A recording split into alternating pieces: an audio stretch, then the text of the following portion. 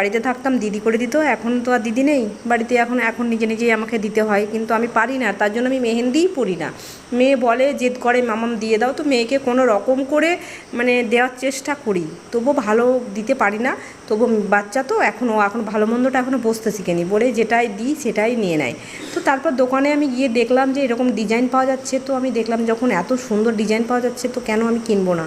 তো আমি কিনে নিয়ে চলে এসেছি, তারপর মেয়ের জন্যও কিনেছি, আমি দেখলাম আমিও একটা নিই, তো আমিও দেবো হাতে আজকে, মানে কালকে ঈদ আর আজকে মেহেন্দি পরবো না তাই বললে হয়? আর মেহেন্দি পরলে কী হয় বলো তো, ঈদের দিনটা সত্যি খুব ভালো লাগে, যে ঈদ ঈদ মনে হয়, সত্যি মানে একটা অন্যরকম ফিল আসে বলো মেহেন্দি পরলে। তো সারা বছর তো পরা হয় না, তো এই ঈদের সময়টাই পরা হয়, ঈদ কোরবানি এইগুলোতেই পরা হয়, তাছাড়া আর মানে পড়ার সময় হয় না, হয়তো সময় থাকলেও সেরকম সুযোগ হয় না মেহেন্দি পরার। তো যাই হোক, দেখো আমি এখন ডিজাইন করে এখন মেহেন্দিগুলো পরছি, তো কেমন হচ্ছে অবশ্যই তোমরা জানাবে।